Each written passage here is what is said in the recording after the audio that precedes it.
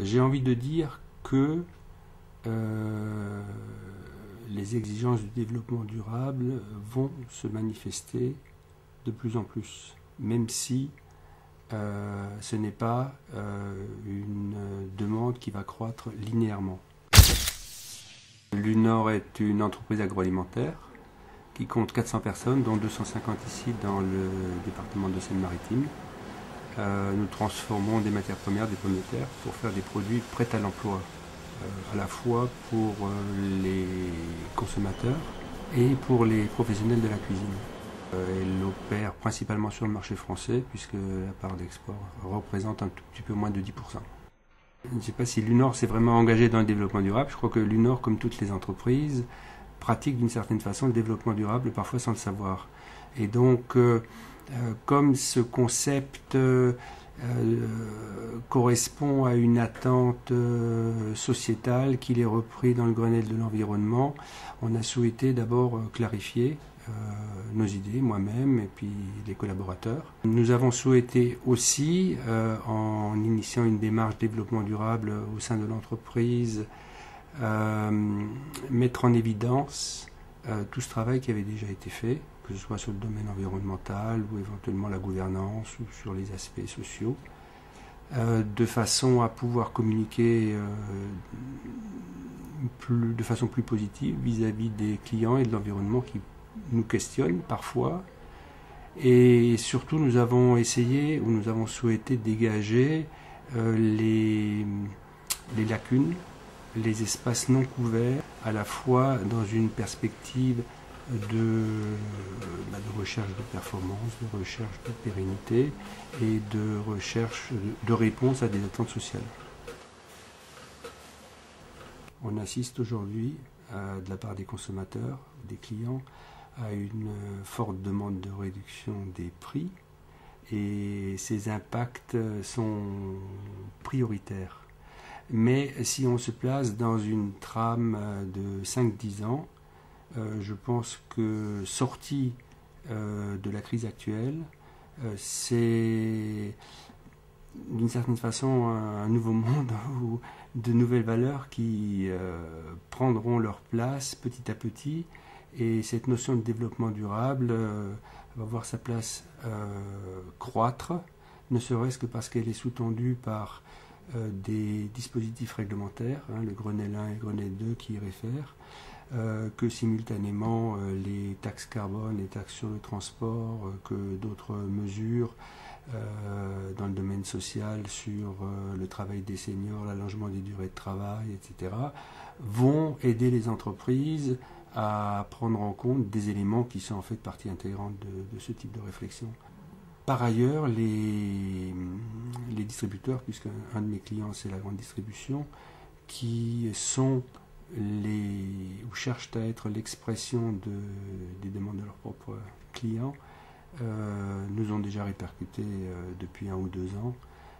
des questions sur quelle est notre démarche dans ce domaine-là, quels sont nos axes de progrès, etc. Et ça aussi, je pense que c'est une demande qui va croître. Je pense que les attentes au sein de l'entreprise sont multiples. Il y a une première qui est une attente de performance, en mettant en place la récupération des gaz de méthanisation. On réduit nos besoins énergétiques de l'ordre de 5%, et on émet 5% de moins de gaz à effet de serre, donc ça se traduit immédiatement par des économies. Sur le plan humain, on a généralisé les entretiens annuels de progrès avec chacun des salariés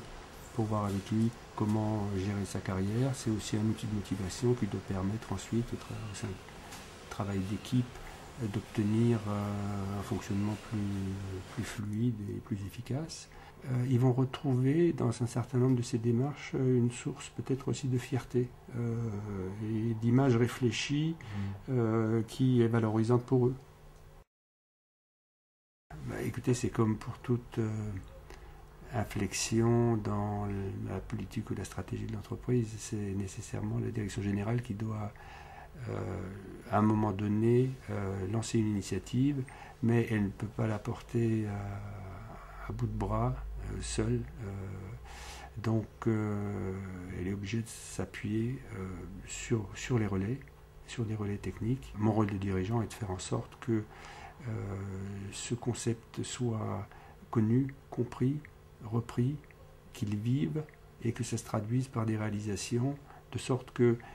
à l'étape suivante, quand la roue aura tourné, on pourra en faire un bilan et qu'on emmènera les gens dans une espèce de ronde du succès qui leur donnera envie d'aller plus loin.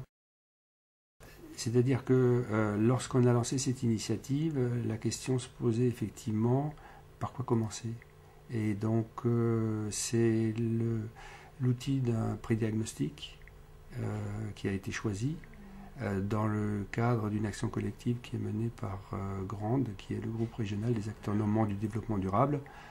au travers d'un programme aide qui permet aux entreprises de jeter un regard sur leur vécu en matière de développement durable et de dégager des pistes d'action. Donc ce sont des diagnostics relativement simples, courts, selon les formules, entre 1 jour et demi, 2-3 jours, qui vont concerner 2, 3, 4 collaborateurs de l'entreprise et qui permettent effectivement de bien poser les problèmes et savoir par quoi on va commencer. Lorsque on a lancé cette réflexion, je n'étais pas sûr d'obtenir une adhésion large parce que on a quand même des préoccupations qui sont des préoccupations commerciales, économiques, qui sont d'une autre nature, et c'est vrai que chacun est focalisé sur son métier. Et une de mes satisfactions, c'est que cette démarche a eu un accueil favorable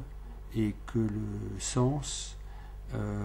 qu'on essaie de donner à ces actions regroupées sous le vocable de développement durable est bien perçu. Donc c'est potentiellement un moteur pour les initiatives de demain au sein de l'entreprise. Ma conviction, c'est que le monde qui va sortir de ces périodes de crise sera fondé sur des valeurs différentes et que les dirigeants doivent, en dépit des problèmes de court terme auxquels ils sont confrontés, consacrer, s'ils en ont la possibilité, un petit peu de temps pour aller voir plus loin. Et dans le plus loin, ces notions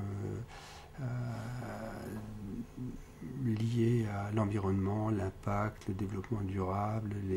la gestion des personnels dans le cadre d'un allègement des durées de travail, enfin d'une vie active, tout ça sont des problématiques qui vont ressortir, et je pense que les entreprises gagnantes demain sont celles qui ont réussi à dégager un tout petit peu de temps de réflexion aujourd'hui pour s'y préparer.